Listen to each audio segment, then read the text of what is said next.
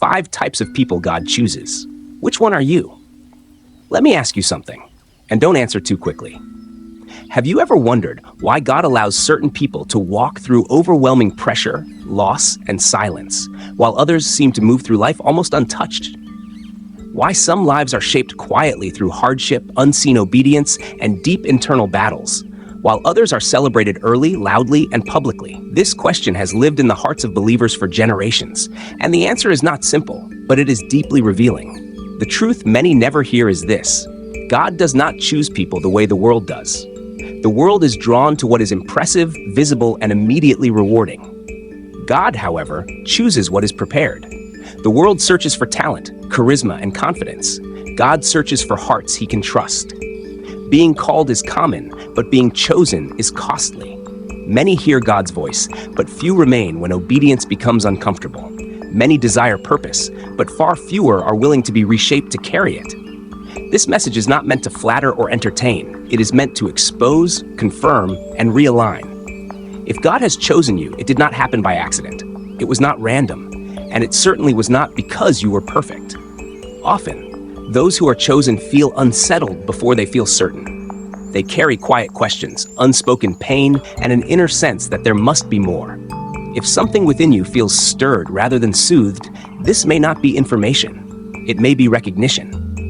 God does not choose based on titles or platforms, but on posture.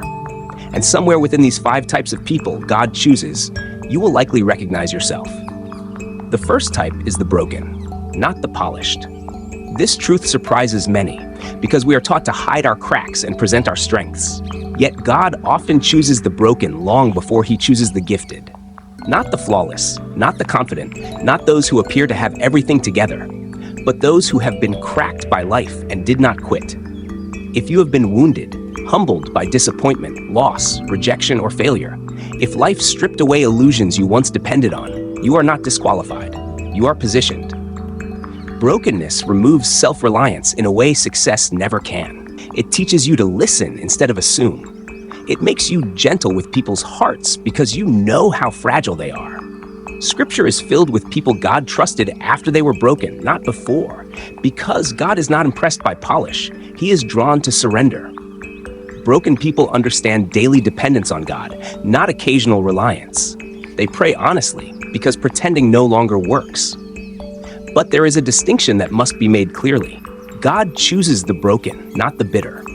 Brokenness that produces humility draws God close, but brokenness that hardens into resentment pushes purpose away. If your pain made you softer rather than harder, wiser rather than cruel, compassionate rather than comparative, then that pain was not wasted. Many ask why God did not rescue them sooner, why the process was so long and the healing so slow. The truth is, fragile vessels cannot carry eternal weight well. God was not destroying you. He was emptying you of what could not go where he was taking you. If you are still standing, still believing, still praying, even imperfectly, your wounds did not disqualify you. They qualified you because only the broken know how to hold power without abusing it and truth without pride. The second type God chooses is the obedient, not the popular. God is not impressed by visibility. He is moved by alignment. The world rewards applause, but God rewards obedience. Some of the most trusted people in Scripture were misunderstood, questioned, and criticized by the very people they were sent to help. Obedience rarely looks impressive at first. Often, it looks lonely. If you have ever known what God asked you to do and realized that obedience would cost you approval, comfort, or relationships, then you understand this path. Obedience always carries a price. God tests obedience not in public moments first, but in private decisions, the ones no one celebrates or notices. Do you obey when no one is watching? Do you remain faithful when disobedience would be easier and even praised? Delayed obedience is not partial obedience. It is disobedience disguised as fear. Many miss divine direction, not because they did not hear God, but because they did not like what he said. Obedient people do not always understand the full picture. They simply trust the voice. Every act of obedience quietly rewires your spirit. It sharpens discernment, strengthens trust, and builds spiritual authority over time. If God has ever asked you to walk away from something that still looked good, to stay when leaving felt easier, or to speak truth when silence would protect you, and you obeyed even while trembling, that obedience mattered more than you know. Popularity fades. Obedience remains. Sometimes God removes applause so obedience can stay pure. If you have felt overlooked because you chose integrity over attention, you were not missing out. You were being trusted. The third type God chooses is the available, not the overqualified. God does not wait for you to feel ready. He waits for you to be willing. The world says to prepare endlessly, to become confident and certain before stepping forward. God says to come as you are and let Him do the strengthening. Many of the greatest assignments in Scripture were given to people who felt unqualified, underprepared, and unsure. Not because God enjoys insecurity, but because availability leaves room for His power. Overqualification often breeds self-reliance. Availability breeds dependence. If you have hesitated because you did not feel good enough, or waited because you wanted more clarity, resources, or certainty, you are not alone. God has never required full understanding, only willingness. Available people do not say, "I know how this will work." They say, "If you are with me, I will go." They trust the one sending them more than the details ahead. God often bypasses those who insist on control, because control leaves no room for faith. Availability means showing up even when your hands are empty and your voice shakes.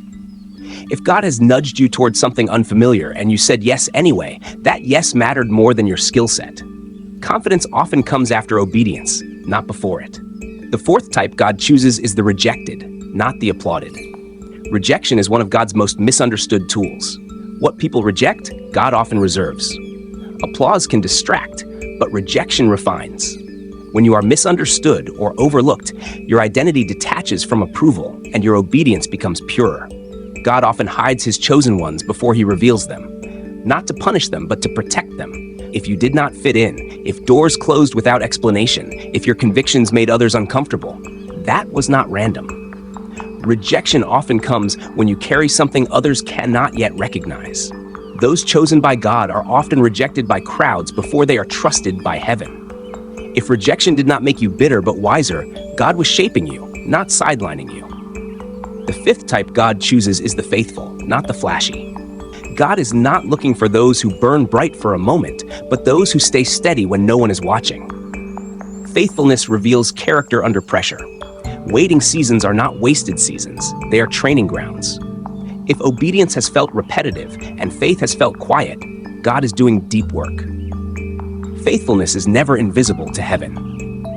In the end, most people see themselves in more than one of these categories because God layers the process. He breaks us so we do not rely on ourselves, trains us in obedience, teaches availability, allows rejection, and builds faithfulness so we can be trusted long-term. Being chosen is not about elevation, but responsibility. If this message stirred something deep, that was recognition, not condemnation. God has been forming you quietly, and He is not finished yet. If this message spoke to your spirit like video, comment which one you see yourself in, and subscribe Daily Bible Light for more faith-filled messages that strengthen, refine, and guide your walk with God.